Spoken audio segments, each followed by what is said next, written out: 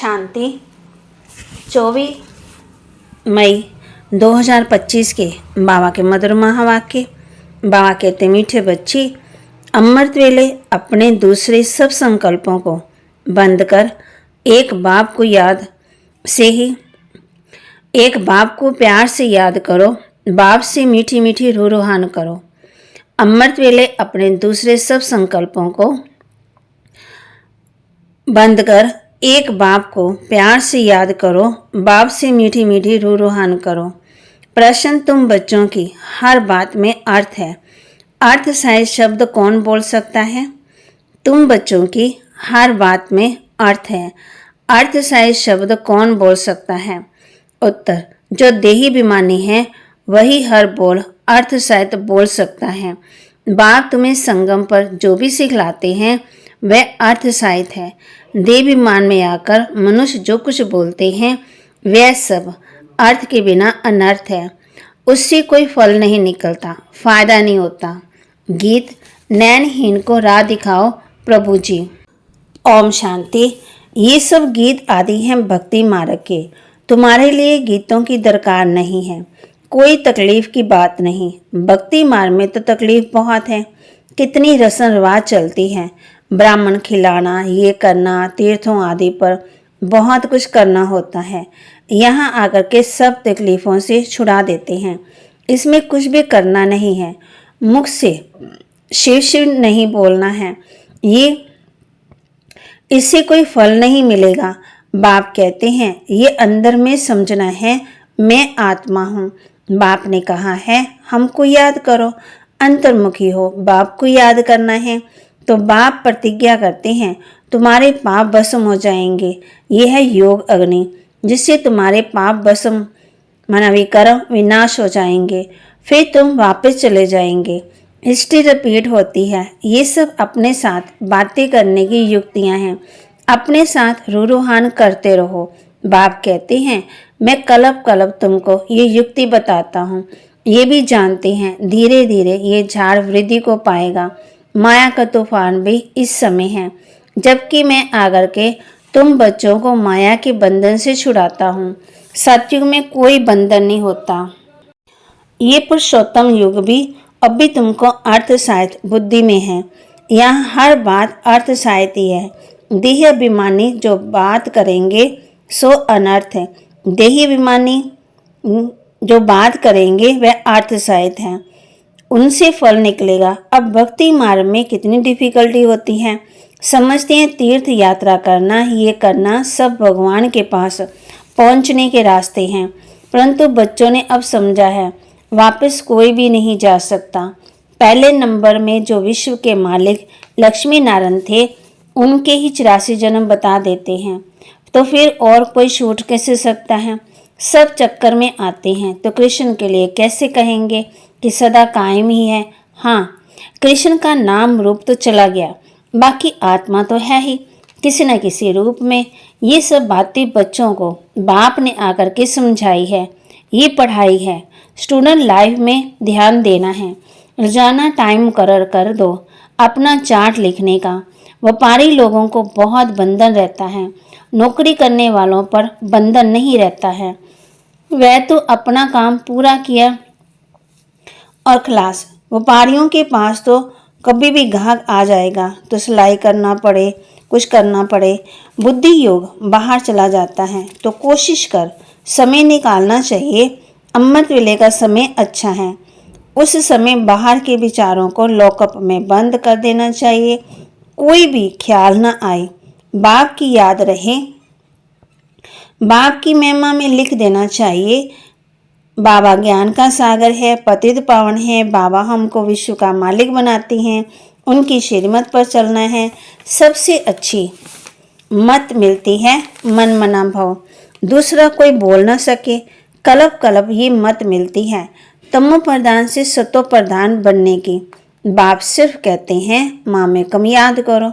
इसको कहा जाता है वशीकरण मंत्र। अर्थ शायद याद करने से खुशी होगी। बाप कहते हैं अव्यमचरी याद चाहिए। जैसे भक्ति में एक शिव की पूजा अव्यमचारी है, फिर व्यमचारी होने से अनेकों की भक्ति करते हैं। पहले थी अद्वैत भक्ति, एक की भक्ति करते थे, ज्ञान भी उस एक का ही सुनना। तुम बच्चे जिसकी भक्ति करते थे वह स्वयं तुम्हें समझा रहे हैं। मीठे मीठे बच्चे, अभी मैं आया हूँ। अब भक्ति पूरी हुई। तुमने ही पहले पहले एक शिव बाबा का मंदिर बनाया। उस समय तुम अव्यमचरी भक्त थे, इसलिए बहुत सुखी थे। फिर व्यमचरी भक्ति बनने से बाप कहते अनेकों को याद करना शुरू कर दिया। फिर थोड़ा दुख होता। एक बाप तो सबको सुख देने वाला है। बाप कहते हैं मैं आकर के तुम बच्चों को मंत्र देता हूँ।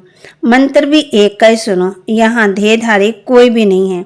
यहाँ तुम आते ही हो बाप दादा के पास।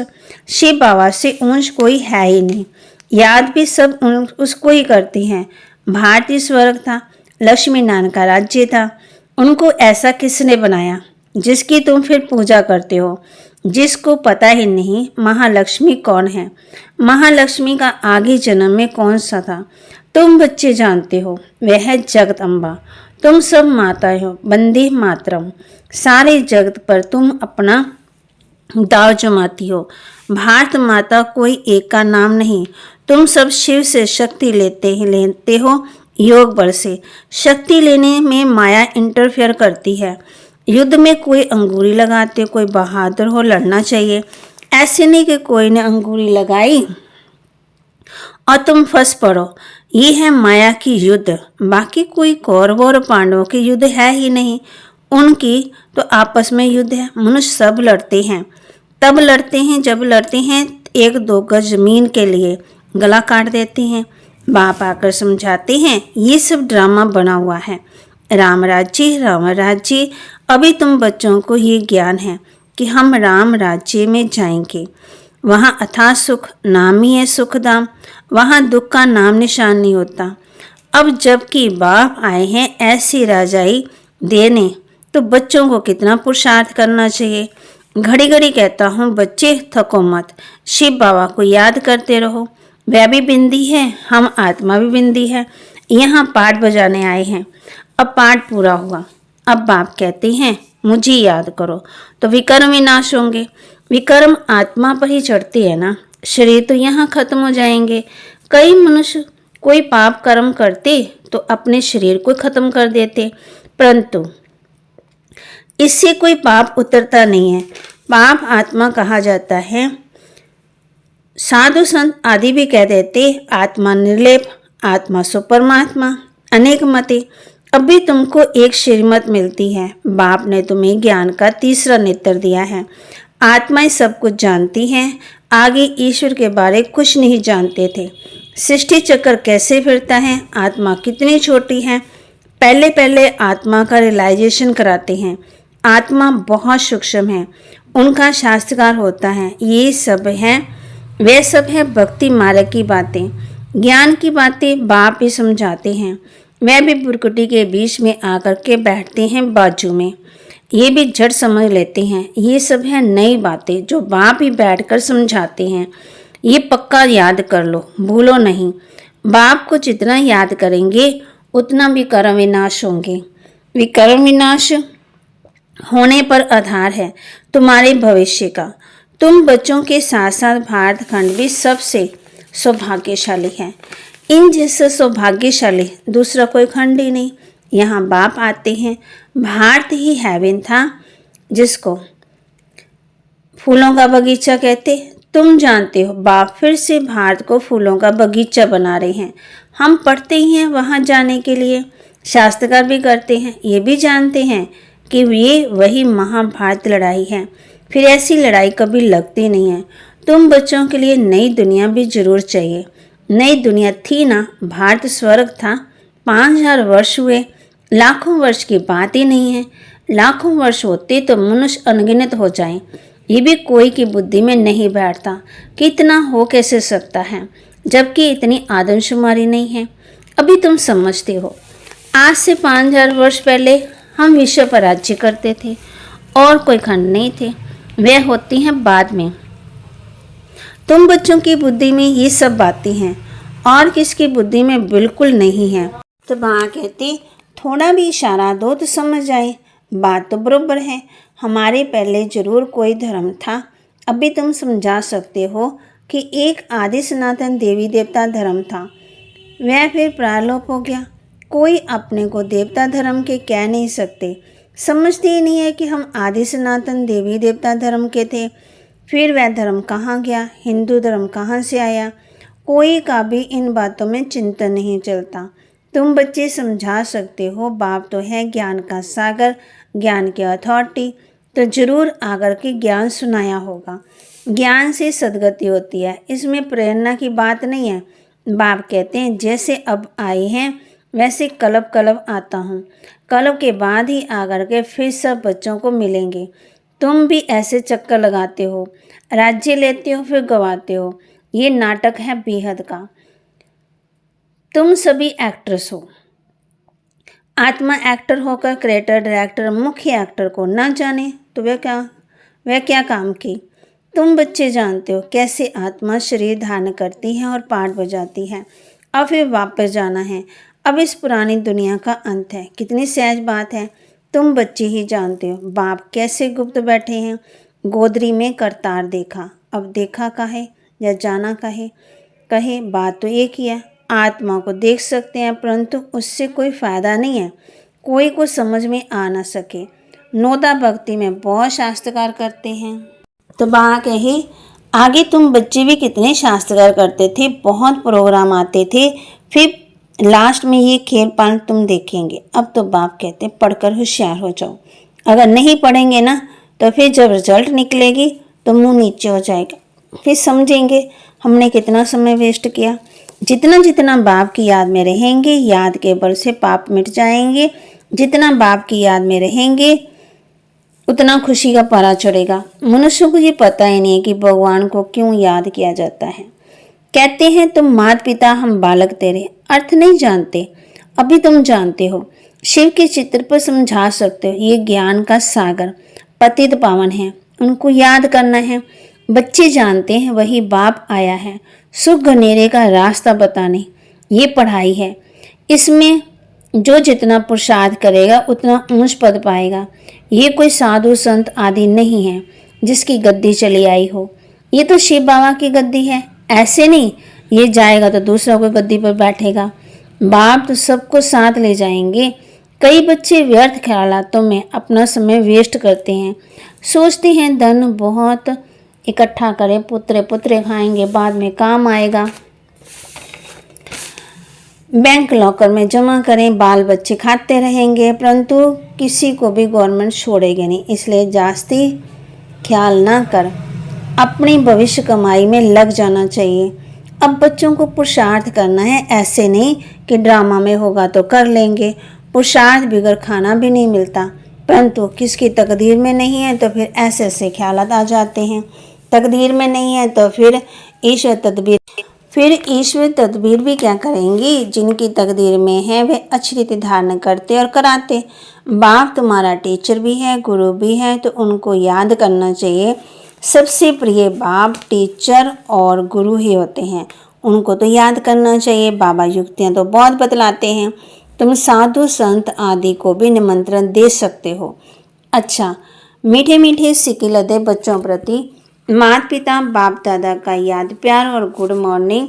रूहानी बाप की रूहानी बच्चों को नमस्ते।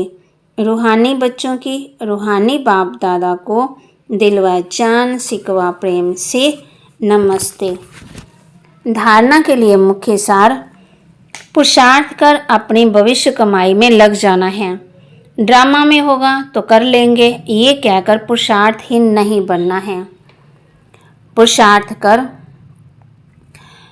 अपनी भविष्य कमाई में लग जाना है। ड्रामा में होगा तो कर लेंगे ये कहकर पुरुषार्थहीन नहीं बनना है।